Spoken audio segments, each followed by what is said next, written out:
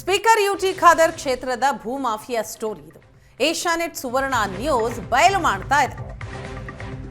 ಕೋಟಿ ಕೋಟಿ ಅಕ್ರಮ ಆಗಿರೋದು ಯುಟಿ ಖಾದರ್ ಕ್ಷೇತ್ರದ ಭೂಮಾಫಿಯಾದ ಸ್ಟೋರಿ. ಬಿಜೆಪಿ ಆಡಳಿತ ಪಟ್ಟಣ ಪಂಚಾಯಿತಿಯಲ್ಲೇ ಭೂ ಕಬಳಿಕೆ ಆಗಿದೆ. 15 ವರ್ಷ ಆದರೂ ಬಡವರಿಗೆ ನಿವೇಶನ ಸಿಗದೆ ಅಲೆದಾಡ್ತಾ ಇದ್ದಾರೆ. ಮಂಗಳೂರು ಕೋಟೆಕಾರಿ ಪಟ್ಟಣ ಪಂಚಾಯಿತಿಯಲ್ಲಾದಂತಹ ಅಕ್ರಮ, ಪ್ರಭಾವಿಗಳಿಂದ ಕೋಟಿ ಕೋಟಿ ಮೌಲ್ಯದ ಭೂಮಿ ಅತಿಕ್ರಮಣ ಆಗಿದೆ.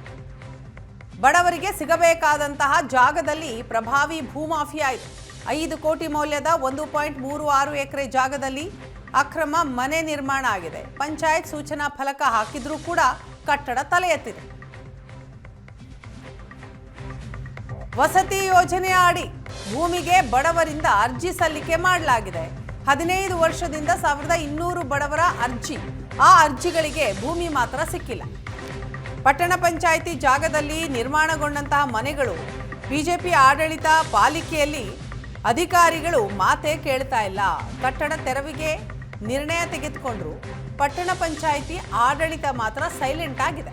ದೇಶದಲ್ಲಿ ಅತಿ ಹೆಚ್ಚು ಮೆಡಿಕಲ್ ಕಾಲೇಜು ಹೊಂದಿರುವಂತಹ ಕೋಟೆಕಾರು, ಬಂಗಾರದ ಬೆಲೆ ಇರೋ ಜಾಗ, ಇದನ್ನ ಕಬಳಿಸೋದಕ್ಕೆ ಭೂಮಾಫಿಯಾ ಯತ್ನಿಸ್ತಾ ಇದೆ. ಬಡವರಿಗೆ ನಿವೇಶನ ಸಿಗದ ರೀತಿಯಲ್ಲಿ ಮಾಡಿ ಭೂಮಾಫಿಯಾದಿಂದ ಕಬಳಿಕೆ ಆಗ್ತಾ ಇದೆ. ಜನಪ್ರತಿನಿಧಿಗಳ ಮಾತು ಕೂಡ ಕೇಳ್ತಾ ಇಲ್ಲ ಪಟ್ಟಣ ಪಂಚಾಯಿತಿ ಅಧಿಕಾರಿಗಳು.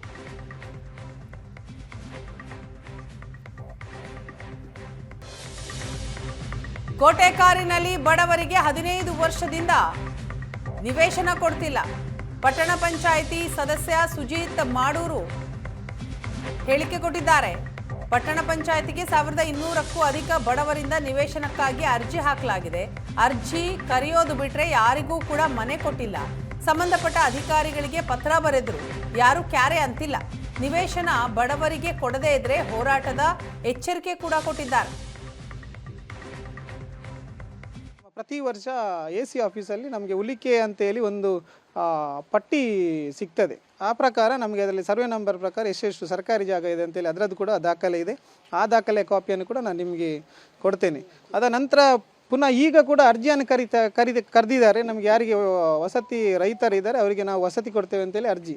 ಈ ರೀತಿ ನಮಗೆ ವಸತಿಯನ್ನು ಕೊಡ್ತೇನೆ ಅಂತೇಳಿ ಅರ್ಜಿ ಸ್ವೀಕಾರ ಮಾಡ್ತಾರೆ ಬಿಟ್ಟರೆ ಯಾವುದೇ ರೀತಿಯಾದಂಥ ನಮಗೆ ವಸತಿ ರೈತರಿಗೆ ವಸತಿ ಕೊಡುವಂಥ ಯೋಜನೆಗಳು ಇನ್ನೂ ತನಕ ನಮಗೆ ಜಾರಿ ಆಗಲಿಲ್ಲ. ನಾವು ಪ್ರತಿ ಸಾಮಾನ್ಯ ಸಭೆಯಲ್ಲಿ ನಾವು ಇದರ ಬಗ್ಗೆ ಚರ್ಚೆ ಮಾಡುವಾಗ ಅಧಿಕಾರಿಗಳು ಗೈರಾಗ್ತಾರೆ ಬಿಟ್ಟರೆ ನಮಗೆ ಸರಿಯಾದ ಮಾರ್ಗದರ್ಶನಗಳು ಅದರ ಬಗ್ಗೆ ಬಡವರಿಗೆ ನ್ಯಾಯವಾಗಿ ಯಾವುದೇ ರೀತಿಯಾದಂಥ ನ್ಯಾಯ ಸಮ್ಮತವಾಗಿ ಅವರಿಗೆ ವಸತಿ ಯೋಜನೆಗಳು. ನಾಮಫಲಕ ಹಾಕಿದ್ರೂ ಖಾಸಗಿ ವ್ಯಕ್ತಿಗಳು ಜಾಗ ಕಬಳಿಸಿದ್ದಾರೆ. ಪಟ್ಟಣ ಪಂಚಾಯಿತಿ ಹೆಸರಿಗೆ ಜಾಗ ವರ್ಗಾವಣೆ ಮೊದಲೇ ಕಬಳಿಕೆ ಆಗಿದೆ.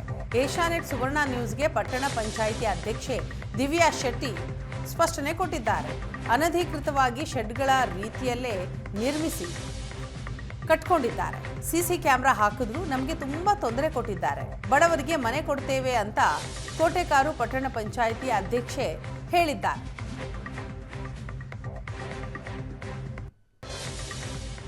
ಪಂಚಾಯಿತಿ ಹೆಸರಿಗೆ ಆಗುವಾಗ ಅಲ್ಲಿ ಸಾಧಾರಣ ಒಂದು 2 ಮನೆಯಿಂದ ಅರ್ಧ ಮುಕ್ಕಾಲು ವಾಸಿ ಕೆಲಸ ಆಗಿತ್ತು. ಒಂದು ಮನೆ ಮಾತ್ರ ಸಂಪೂರ್ಣ ಆಗಿತ್ತು.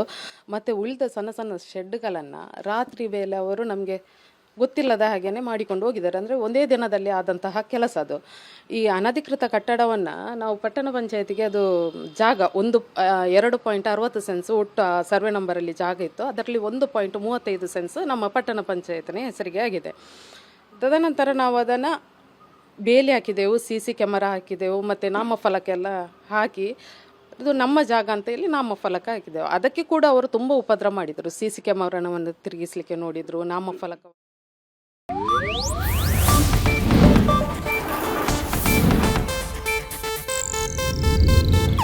ಇದು ಏಷ್ಯಾನೆಟ್ ನ್ಯೂಸ್ ನೆಟ್ವರ್ಕ್ ಪ್ರಸ್ತುತಿ.